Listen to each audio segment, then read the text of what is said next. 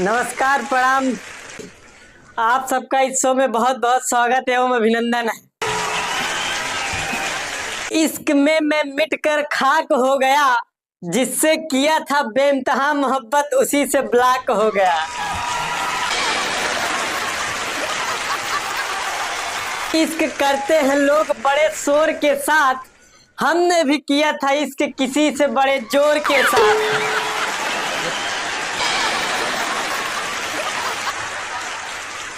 लेकिन अब हम करेंगे इश्क गौर के साथ, क्योंकि कल अपने ही महबूबा को मैं देखा था किसी और के साथ।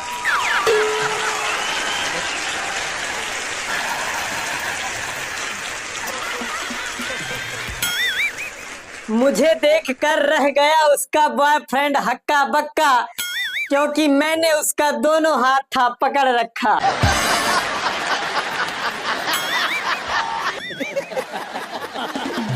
वो रो रो कर मुझे छोड़ने को कह रही थी, फिर मैंने नजरें उठा के देखा तो उसकी नाक बह रही थी।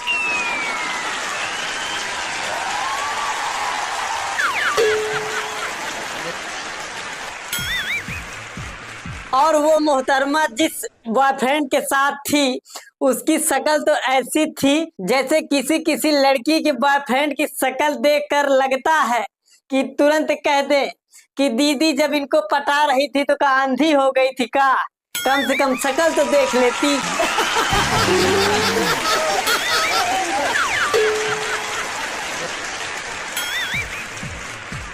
अच्छा, पतियों को घर का हेड कहा जाता है, लेकिन ये भूल जाते हैं कि गर्दन तो पत्नियां ही होती हैं।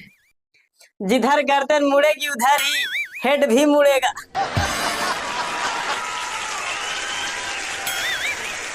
आजकल स्त्री 2 बड़ी फेमस हो रही है। स्त्री 1 से ज्यादा स्त्री 2 चल गई। इससे साबित होता है पहली स्त्री से ज्यादा बढ़िया दूसरी स्त्री होती है।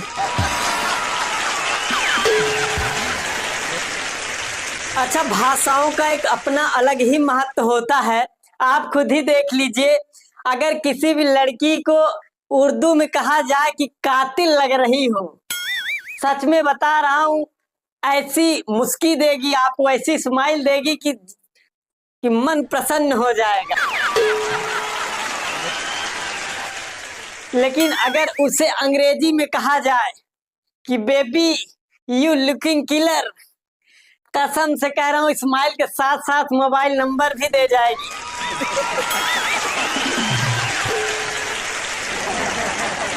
लेकिन अगर गलती से उसको हिंदी में हत्यारिन कह दिया जाए, कसम से बता रहा हूं तुरंत चप्पल से मारेगी, उसके बाद धारा 377 लगवा के अंदर कराएगी।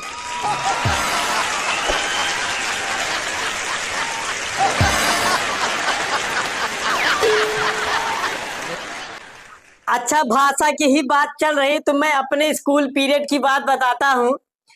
मेरे हिंदी वाले सर मुझको बुलाए और 20 रुपए दिए, बोले बेटा दुग्ध शर्करा युक्त हिमगलगोट लठ लेके आओ। अब मैं कंफ्यूज,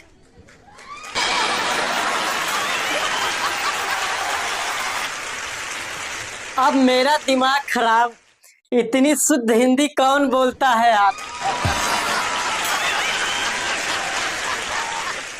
मेरे कुछ न समझ में आया और मैं उस 20 रुपए का नाश्ता कर लिया।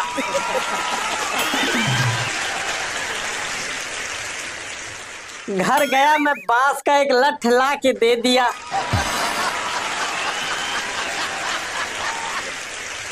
हिंदी वाले अध्यापक को, और जब वो बांस की लठ पाए तो मुझको कुल 7 लठ मारे।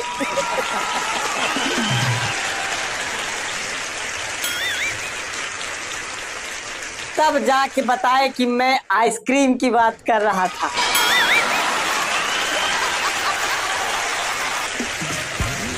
अच्छा, कल मैं ट्रेन से सफर कर रहा था तो जो मेरे बगल वाली सीट थी उस पे एक सज्जन बैठे थे और उनकी पत्नी भी साथ में बैठी थी। तो शायद वो खाने में चटनी पराठा या ऐसा कुछ करके ली रही होंगी।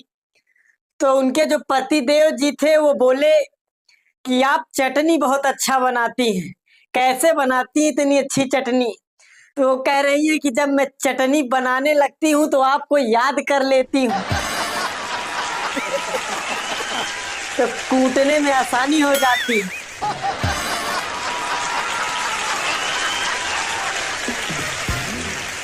एक बार मेरा दोस्त एक बाबा के पास गया, बोला बाबा जी मुझे कोई ऐसा मंत्र बताओ जिससे मैं अपनी बीवी को अपने बस में कर लूं।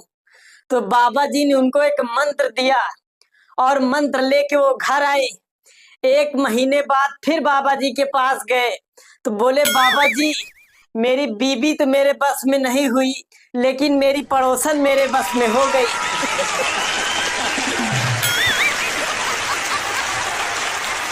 तो बाबा जी बोले ठीक है बच्चा, इसका इफेक्ट नहीं हुआ तो क्या हुआ, कम से कम साइड इफेक्ट तो हुआ।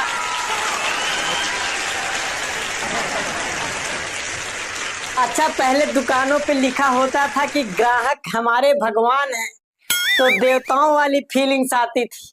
लेकिन आजकल लिखा होता है कि आप कैमरे के नजर में हैं, साला चोर वाली फीलिंग्स आती है। अच्छा, मैं सिंगल होने के साथ साथ बेरोजगार भी हूँ। तो एक बार मैं रोजगार की तलाश में मैं गया इंटरव्यू देने। तो वहां जो मेरा इंटरव्यू ले रहा था वो मुझसे पूछा कि अच्छा रेडियो और अखबार में कोई दो अंतर बताओ। तो मैंने उन्हें बताया कि सर रेडियो में समाचार के साथ साथ मनोरंजन भी कर सकते हैं, अखबार में सिर्फ समाचार मिलता है। तो उन्होंने पूछा कि दूसरा अंतर। मैंने कहा सर अखबार में हम पराठा भी लपेट के यात्रा में लेके जा सकते हैं, रेडियो में नहीं ले जा सकते।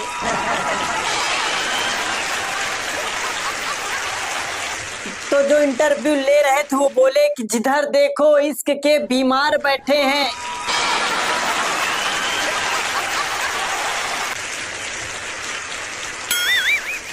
हजारों मर गए लेकिन अभी भी लाखों तैयार बैठे हैं। ये साले बर्बाद होते हैं लड़कियों के चक्कर में और कहते हैं कि बेरोजगार बैठे हैं।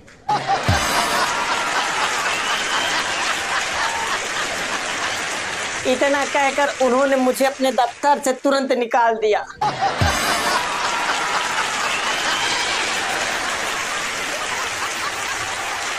तो कैसा लगा ये वीडियो? अगर अच्छा लगा हो तो कमेंट बॉक्स में कमेंट करके जरूर बताइएगा और अपने दोस्तों तक शेयर करना बिल्कुल मत भूलिएगा।